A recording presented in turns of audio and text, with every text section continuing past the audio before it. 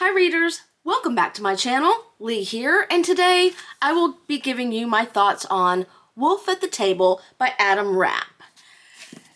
So, where to begin?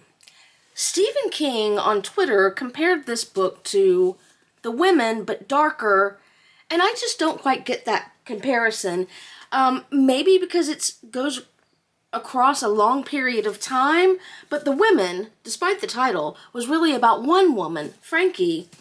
And so I'd have to say, if I was to compare Wolf at the Table to anything I've read recently, it would be The Berry Pickers by Amanda Peters.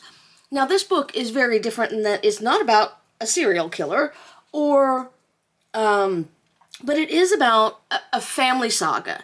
And if you have not read this, I highly recommend it. This was a great read. I felt like I was listening to someone tell me a story by the fireplace. But this too goes across generations and years and decades. And there's a wanderer in here. In Wolf at the Table, the wanderer is, and this is not really a spoiler because you know that one of these family members becomes a serial killer. And so the serial killer in this book is the wanderer. He wanders from place to place, and that individual was probably my least favorite character. He became more interesting when he became a killer, actually. Prior to that, he just wasn't, I just couldn't connect with him. And at the very beginning, his first chapter, I thought that I might DNF it, but I'm like, no, you're just being lazy now. I gave this 4 stars. Not because I absolutely loved it, I did really like it, but it's a book that I put down and thought, I'm going to think about this book again. This is about a family. You really go deep dive into Myra, the older sister, and Alec, the male sibling. There are 2 chapters on their 2 sisters, but they don't, that's the one thing I didn't feel a connection is, like, you got to meet them and then they were gone. They were there on the periphery, but you never got their perspective again. And then there's Mother has a chapter, and then Myra's son starts having chapters. And that's when it really kind of gets interesting.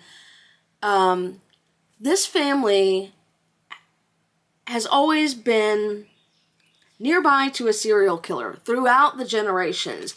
There's schizophrenia in here. Something happens in here where I actually had a what the fuck moment, and then I realized it clicked for me that this character had inherited something from their father. I'm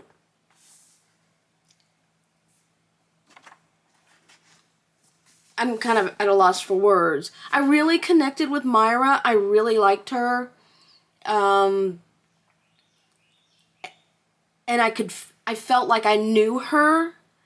She would have ended up becoming the matriarch of the family if their mother had ever passed. She doesn't pass in this book. So, yeah, I will think about this for a long, long time. And I'm still kind of trying to figure out how to articulate how I feel about it. I do recommend this book. It is a look at the dark side of America in many ways, not just the serial killer ways, although that is a big part. Gacy is mentioned in here.